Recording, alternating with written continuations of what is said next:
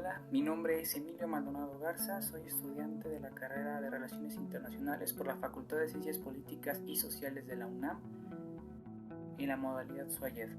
El día de hoy nos encontramos de nuevo con la materia de sistemas políticos comparados. A lo largo de los videos y de los recursos didácticos como ensayos, hemos visto las limitaciones que ha tenido la materia de los sistemas políticos comparados en el trasfondo del mundo globalizado. La globalización fue un fenómeno que desdibujó las fronteras e hizo que los sistemas políticos preestablecidos se confundieran y fueran más difícil analizarlos sin considerar diferentes variables. Derivado de ello, el sistema político comparado se ha tenido que adaptar con nuevas teorías que respondan ante esa problemática. El día de hoy nos centraremos en la estructura funcional, pero antes de ello demos un pequeño contexto.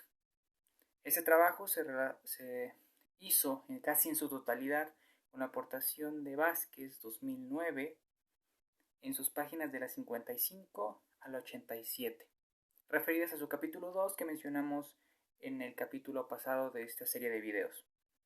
Primeramente, como estaba mencionando, hay que iniciar con algo que apunta con especial énfasis Vázquez. En sus páginas de la 57 a la 66 señala las complicaciones de la recopilación de información para el análisis comparado de los gobiernos. Me explico. En la actualidad, y hasta la actualidad, las instituciones y procesos gubernamentales han recaído en una complejidad creciente en un entorno globalizado. La comparación política se expandió y se diversificó, y los desafíos para los estudiosos en la política comparada ya no solo radican en la complejidad de los procesos, sino también en la dificultad para obtener información viable y en la interconexión entre leyes, normas y comportamientos,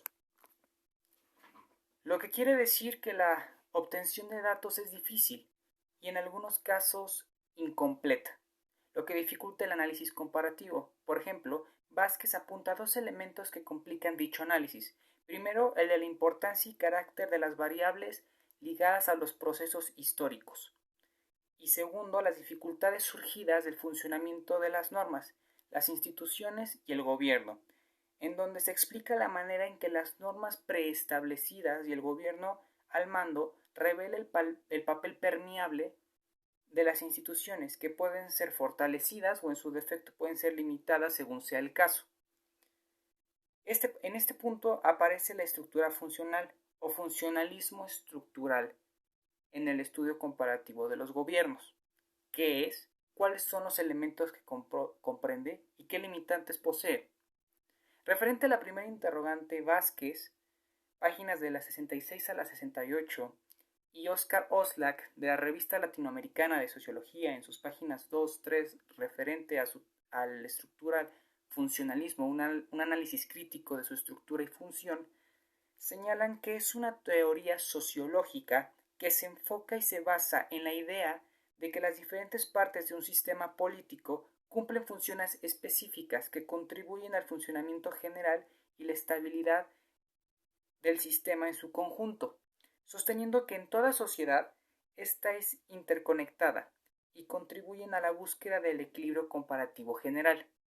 En el contexto propio de los sistemas políticos comparados, el funcionalismo implica analizar cómo las instituciones, procesos y actores políticos en diferentes estados cumplen funciones necesarias para el ejercicio de su praxis en el sistema político. Los adeptos al funcionalismo estructural identifican los patrones y regularidades en el funcionamiento de los sistemas políticos a través de comparaciones entre diferentes países, lo que implica identificar cómo diferentes sistemas políticos resuelven problemáticas similares o cómo se adaptan en entornos políticos, sociales y o económicos. Referente a los elementos que comprende, estos los encontramos en el punto 3, página 73 de Vázquez, sobre el desarrollo de la teoría sobre gobiernos comparados, y son en primera instancia la base del sistema político, el cual identifica la forma de gobierno, es decir, si es una democracia, es un totalitarismo, un autoritarismo, etc.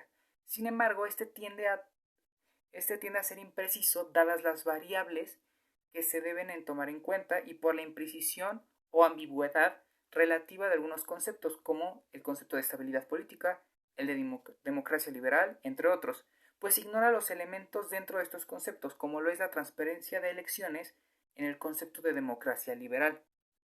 Es decir, este punto trata cuál es la base del sistema político, qué ideología persigue y cómo actúa, pero también tiene limitantes sobre las variables y los elementos que se encuentran en los conceptos a la hora de definir el sistema político.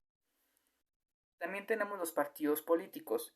Los partidos políticos constituyen el tipo moderno de estructura política por antonomasia, señala Vázquez, adquiriendo mayor relevancia dentro de los sistemas políticos, dada la ansiedad de los estados modernos para tener múltiples partidos asociándolos con el paradigma democrático, y cuyas funciones tienden a ser diversas y engloban normas diferentes, lo que hace que requieran de un análisis de las amplias pautas de relaciones que se dan entre tipos de sistema de partidos.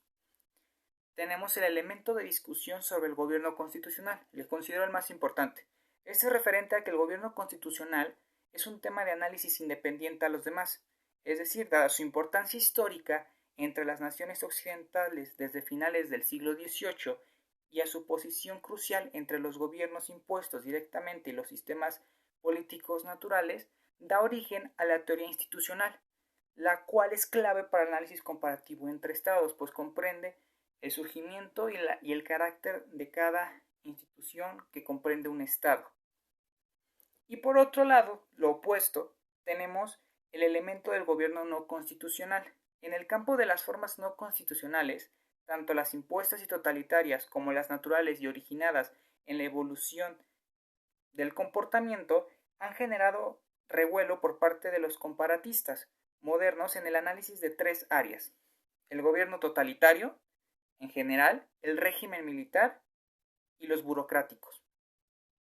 Sin embargo, ha sido imposible incorporar el gobierno totalitario a un modelo general de la comunidad política, dados los informes de estados socialistas o subdesarrollados que clasificaron al totalitarismo como un fenómeno intermedio en el desarrollo político.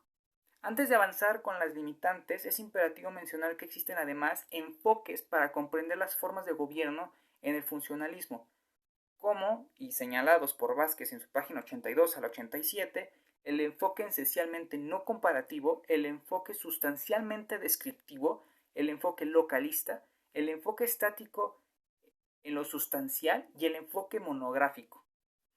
Sus limitantes, saltando ya el tema de las limitantes, se encuentran principalmente en lo referente a lo normativo, es decir, las normas que comprende el Estado, bajo tres preceptos que señala Vázquez. En primer lugar, no adjudica las normas del sistema en ningún lugar.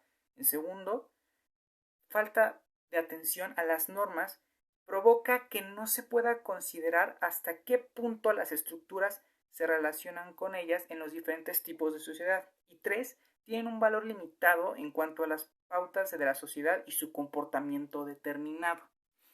En conclusión, si bien la estructura funcionalista busca hacer frente a fenómenos como la globalización, carece y tiene ciertas limitantes para comprender el sentido normativo y las variables múltiples que existen dentro de un modelo de Estado.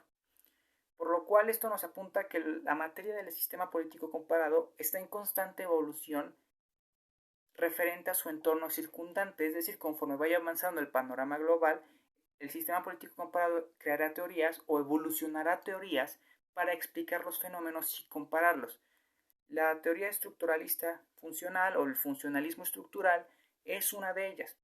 Parte de la complejidad que trajo la globalización y busca explicar la manera en que los estados se han adaptado con las múltiples variables. Sin embargo, e irónicamente, esta ha faltado y ha fallado en sus limitantes respecto a lo normativo. Si bien esto es importante, considero que es una buena teoría, pero que va a ir evolucionando constantemente conforme se vaya enriqueciendo con los fenómenos globales. Esta fue mi exposición del día de hoy. En la parte de abajo de los comentarios voy a dejar mis fuentes de consulta. Soy Emilio Maldonado Garza, les agradezco su visita y que hayan disfrutado el video y que les haya servido. Hoy estamos a 26 de febrero del 2024 y les agradezco mucho por verme. Adiós.